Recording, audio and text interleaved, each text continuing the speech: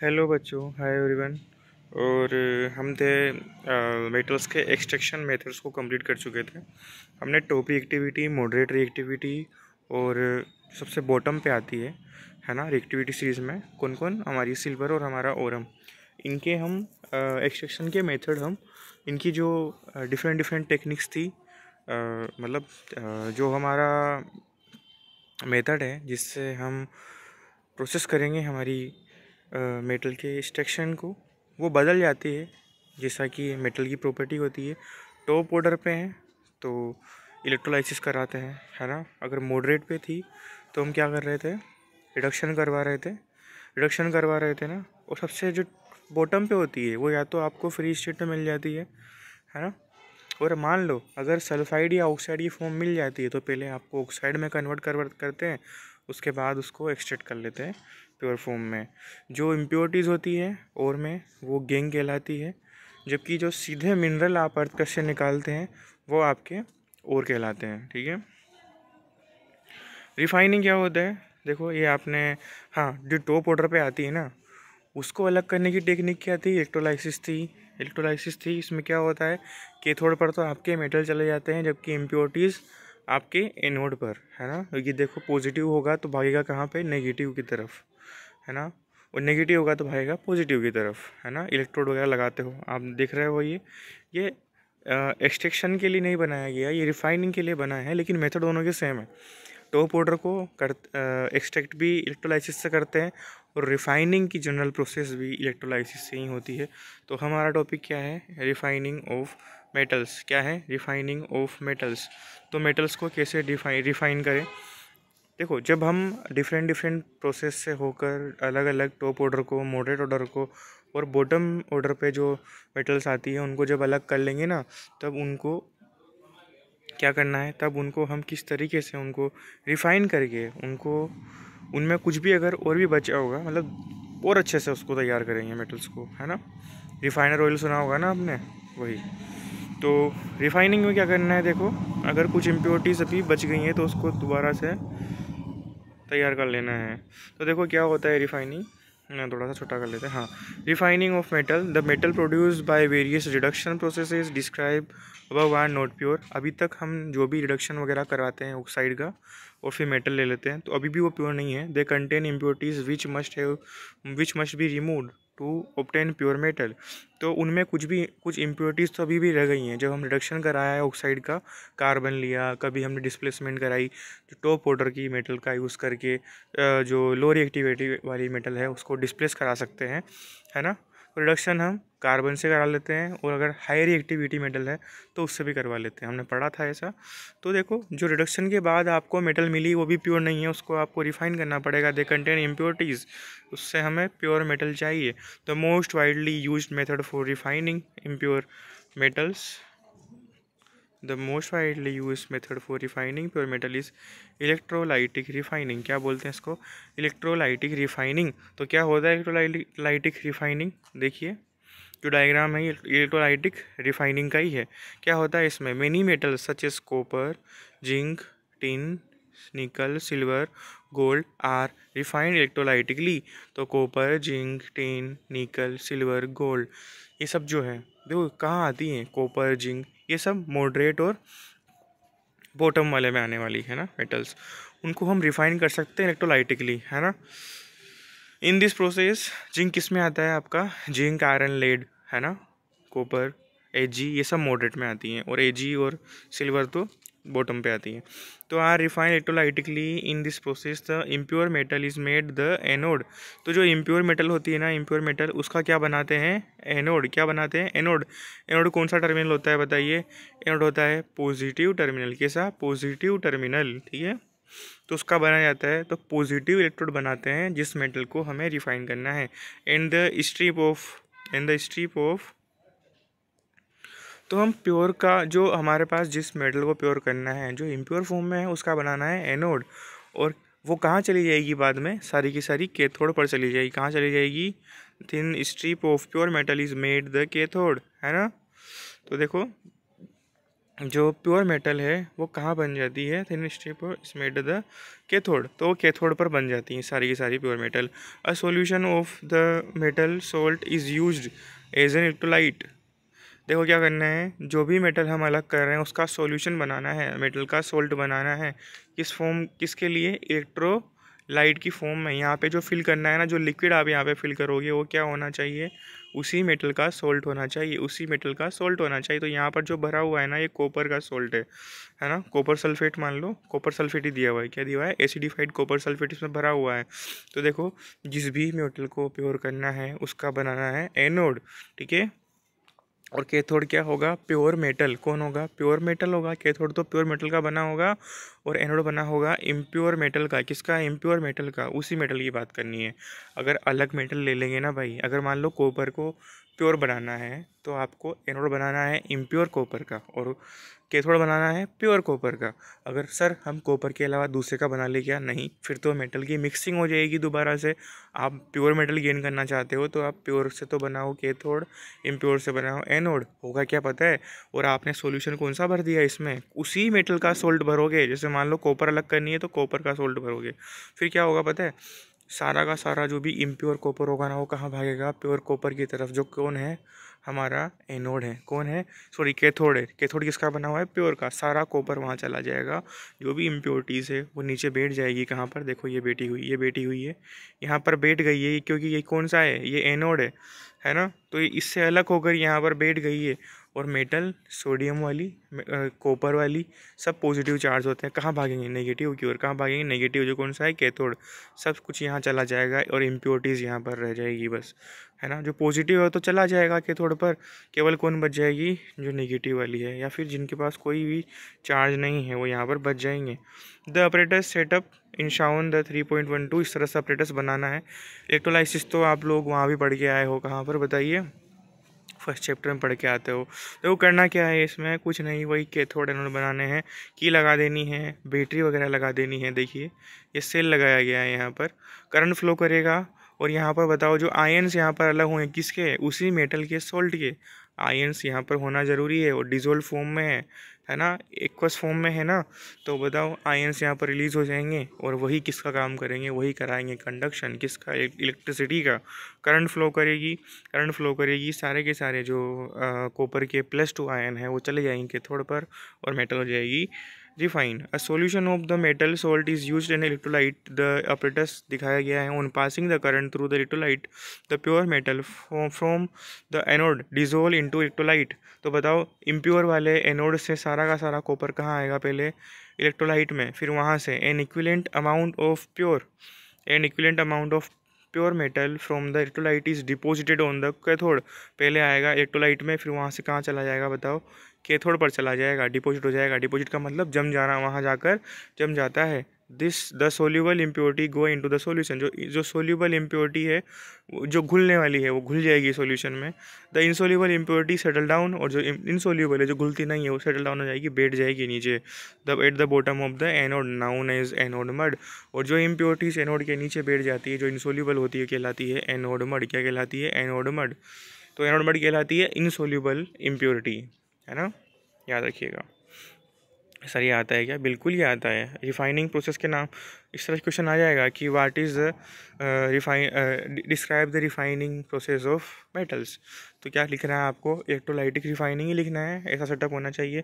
कोई भी डायग्राम आप बोर्ड्स में बना के आते हो ना, किसी भी प्रोसेस का, किसी भी लॉन्ग लॉन्ग राइटिंग आंसर का या 5 मार्क्स के आंसर का, तो देखो डायग्राम बनाने के बाद उस प्रोसेस को डिस्क्राइब भी करना होता है वहाँ पर। सर कैसे करना होता है, ये देखिए ना यार, ये देखिए ना, लिखा हुआ है ना कि किस बारे में है diagram. Electrolytic refining of copper, the electrolyte is a solution of acidified copper sulphate. Electrolyte क्या होता है, यहाँ पे किस क्या लिया गया है, acidified copper sulphate. The anode is impure copper, anode तो इम्प्योर है। Where is the cathode strip of pure copper, on passing the electric current pure copper is deposited on the cathode. Pure metal कहाँ चल जाती है, cathode पर। पूरा describe करती है वहीं पर, शॉर्ट में है ना।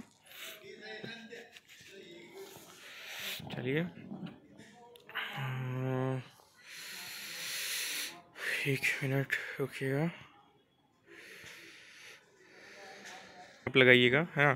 कोरोजन क्या होता है सर? कोरोजन देखो मैं बता देता हूँ फिर भी यार।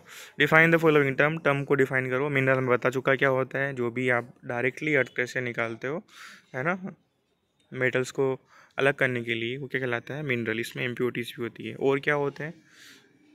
वही यार, है ना।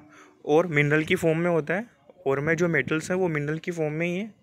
तो अर्थ क्रस्ट से निकाला गया, अर्थ क्रस्ट से जो भी सब्सटेंस हम निकालते हैं वो मिनरल की फॉर्म में होते हैं। इन्हीं में मेटल्स होती हैं, यूज़फुल सब्सटेंस होते हैं।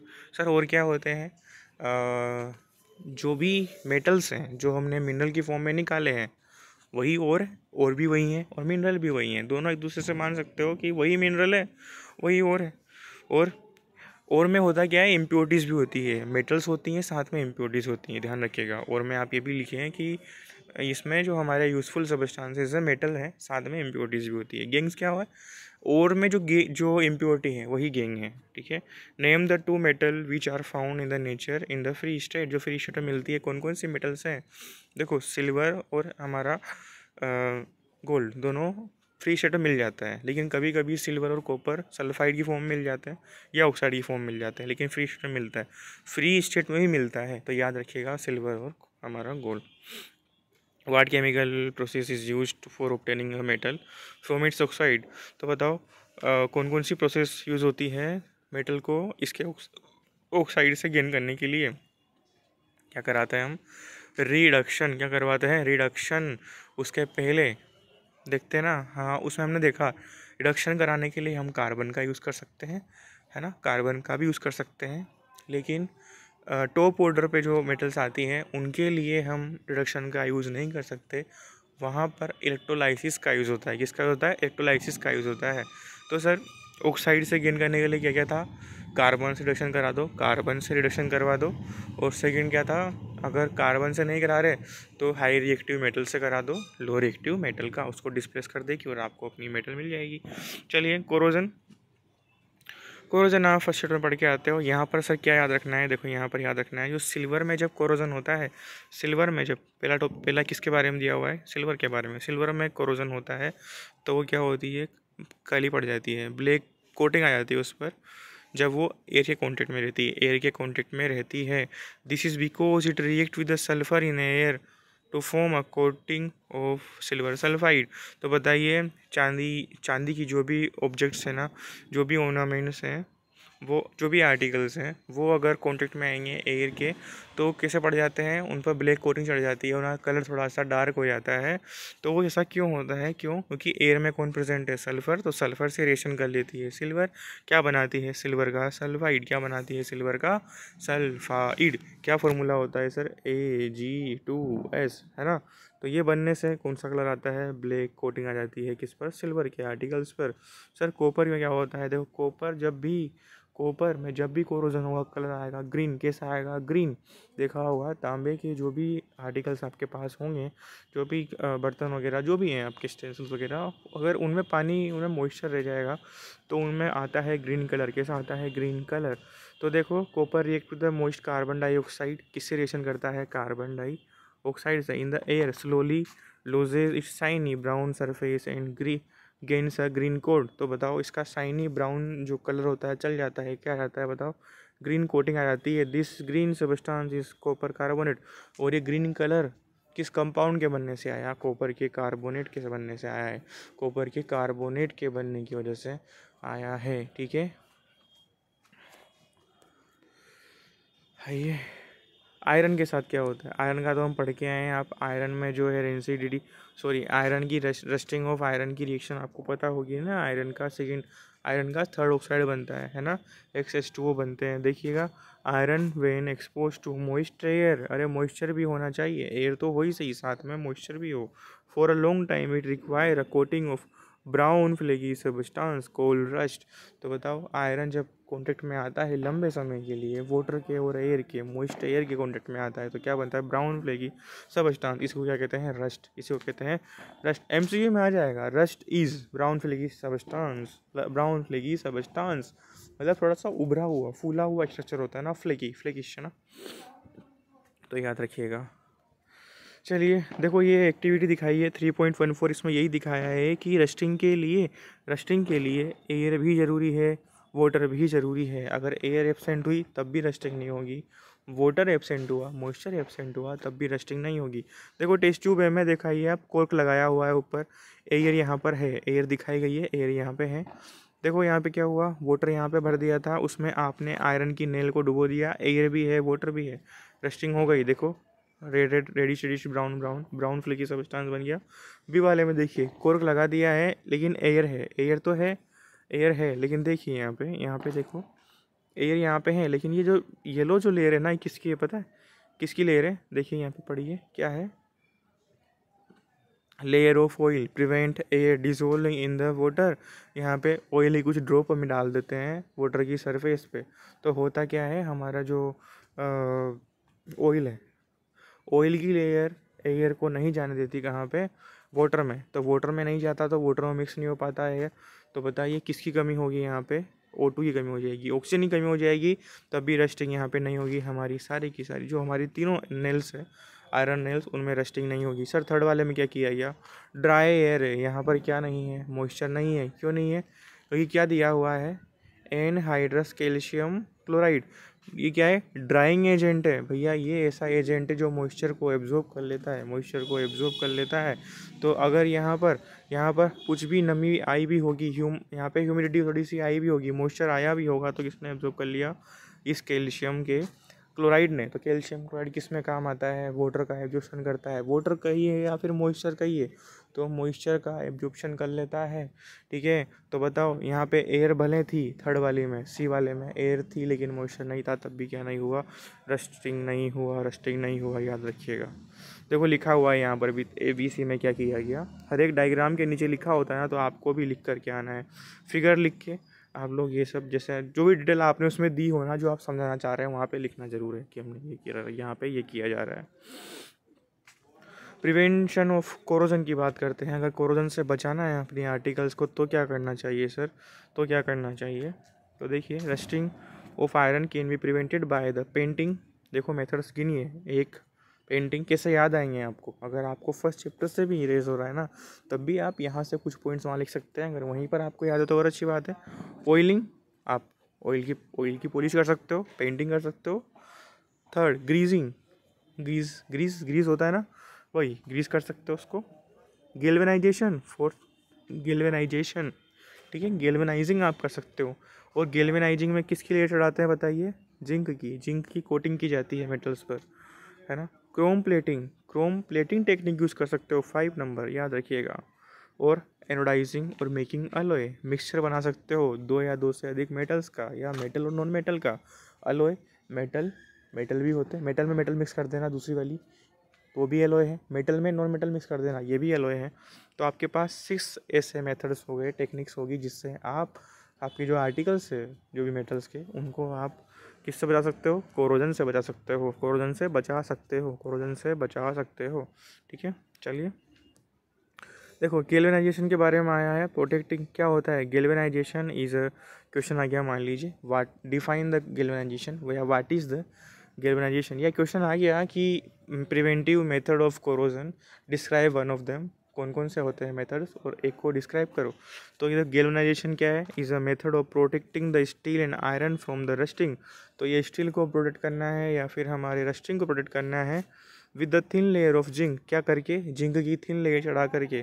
The galvanize article is protected against the rusting even if the zinc coating is broken. Can you reason this out? तो क्या किया जाता है बताइए? इससे हम प्रोटेक्ट कर सकते हैं हमारे आर्टिकल्स को प्रोटेक्ट कर सकते हैं रस्टिंग से, ध्यान रखिएगा, है ना।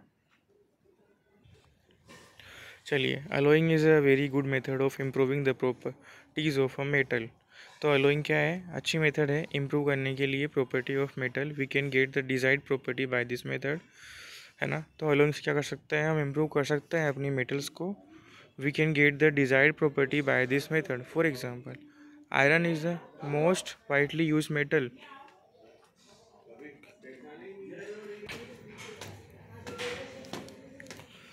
हाँ, तो हम थे प्रिवेंशन ऑफ कोरोजन पे, तो हमने गैल्वेनाइजेशन किया।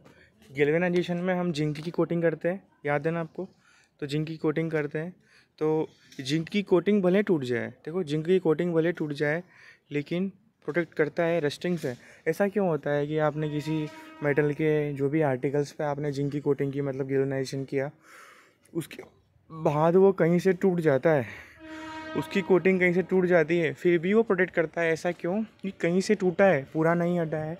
और जिंक जो है ना, गैल्वेनाइजेशन में जिसमें हमने कोटिंग की है जिंक की, वो ज़्यादा रिएक्टिव ही होगा, ज़्यादा रिएक्टिव ही होगा जिस मेटल के ऊपर उसको कवरिंग किया गया है। तो बताइए ये अपना क्या करेगा? सेक्रीफाइस, इसको बोलते हैं सेक्रीफाइस मेथड, है ना।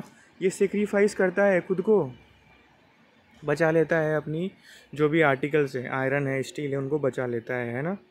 तो जब तक ये है ना, इसका कहीं पर भी थोड़ा भी पार्टिकल इस पर मतलब थोड़ी भी कोटिंग बची हुई है तो यही पहले क्या होगा?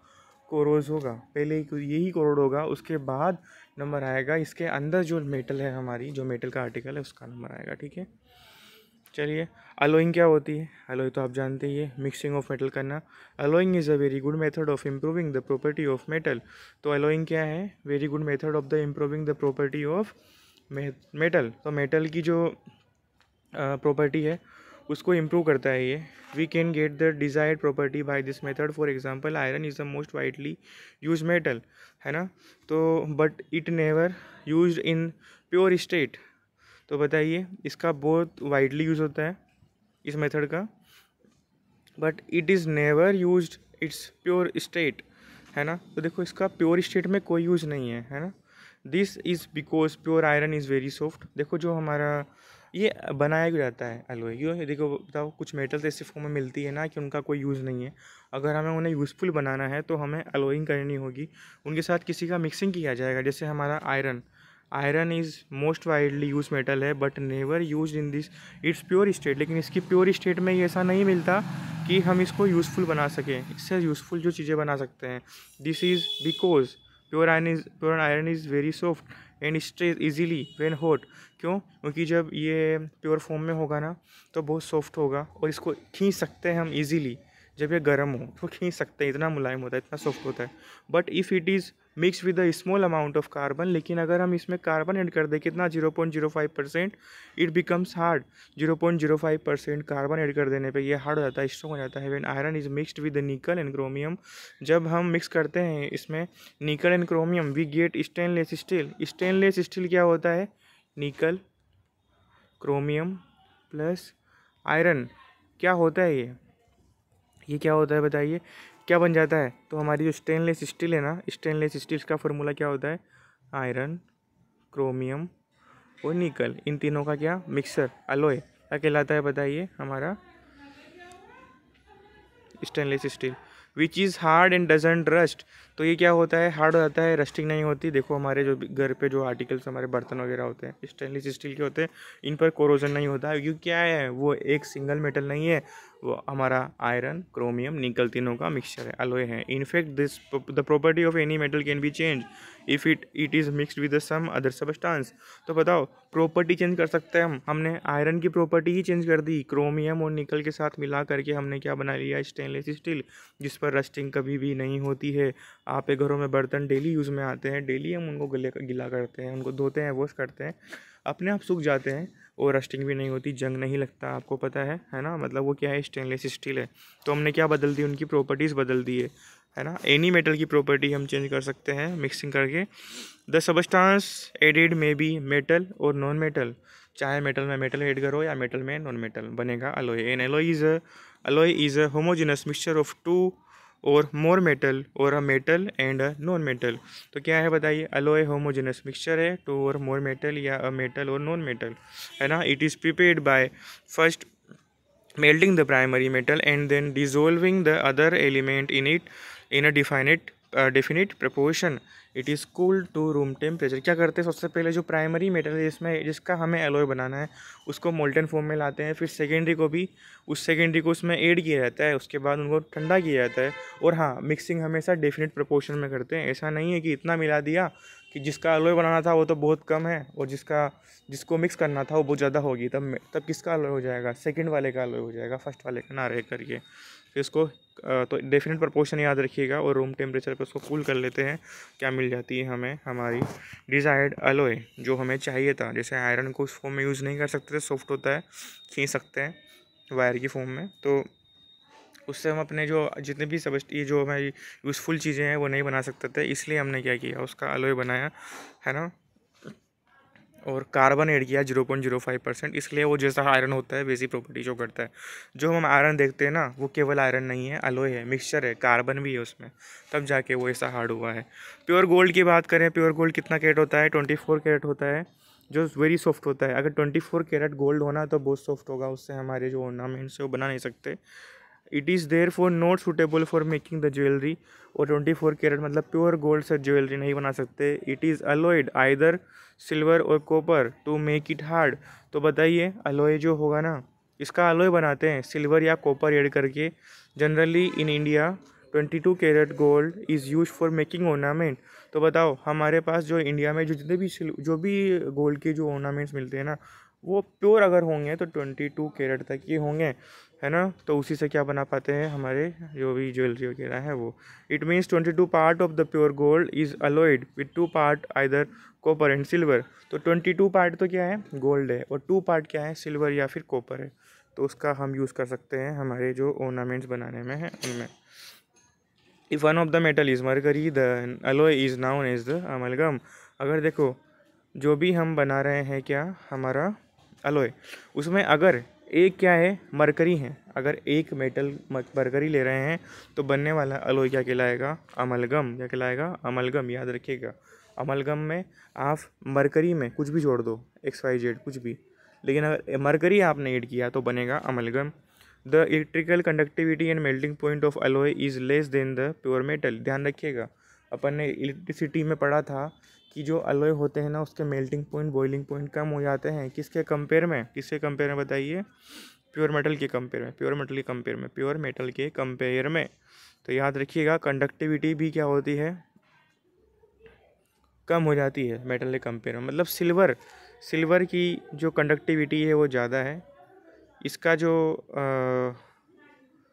मेल्टिंग पॉइंट है वो भी ज़्यादा है। लेकिन हम सिल्वर को किसी के साथ मिक्स कर दें, गोल्ड के साथ मिक्स कर दें, तो बनने वाले अलॉय का कंडक्टिविटी कम होगा, मेल्टिंग पॉइंट भी कम होगा। याद रखिएगा तो अलॉय की कंडक्टिविटी कम हो जाती है प्योर मेटल से, मेल्टिंग पॉइंट भी कम हो जाता है, ठीक है, याद रखिएगा।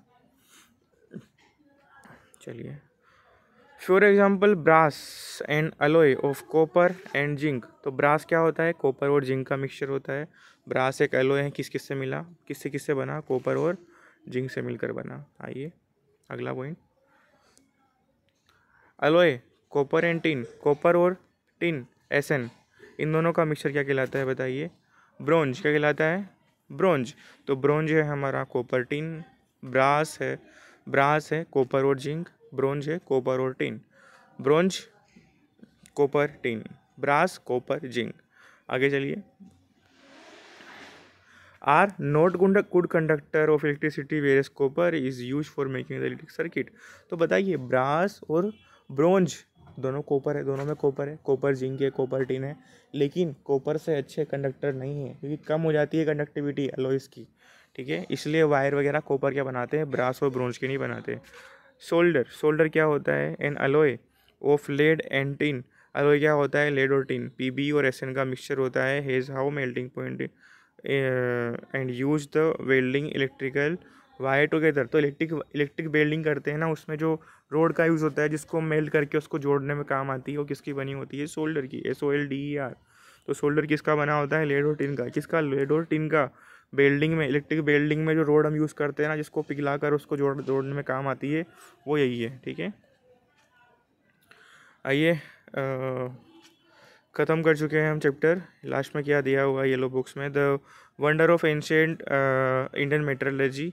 The iron pillar near the Qutub Minar in Delhi was built more than 1600 years ago by the iron workers of India, तो 1600 साल पहले बनाया गया था। They had developed a process which prevented iron from rusting, तो ये इस तरीके से बना है कि इसमें रस्टिंग नहीं होती है। खंबा तो लोहे का बना हुआ है। For its quality of rust resistance it has been examined by scientist from all part of world, तो ये चर्चा का विषय है, रिसर्च का विषय है कि आखिर रस्टिंग क्यों नहीं होती। The iron pillar is 8 metre height and the weight of 6 ton 6000 kg, ठीक है। तो ये 8 मीटर लंबा है, जो भी ये इतना ही पूछेगा नहीं कितना मीटर लंबा है, नहीं, और ये बता रहा है कि मतलब यहाँ पर भी क्या हुआ होगा, कुछ ना कुछ अलॉय वगैरह से ये सब हुआ है कि उसकी प्रॉपर्टीज़ में चेंज आ गया, उसमें रस्टिंग अब नहीं होती। तो हमारा चैप्टर हुआ है ख़त्म, है ना, चैप्टर ख़त्म हुआ है दोस्तों। और 30 मिनट की ये क्लास हमारी हो चुकी है। बीच में थोड़ा सा डिस्टर्बेंस अगर हुआ हो तो मैनेज कीजिएगा। और इसके बाद हम शुरू करेंगे हमारा कार्बन और इट्स कंपाउंड, ठीक है। अपनी प्रिपरेशन को आप कंटिन्यू रखें, चलने दीजिए। जय हिंद, जय भारत।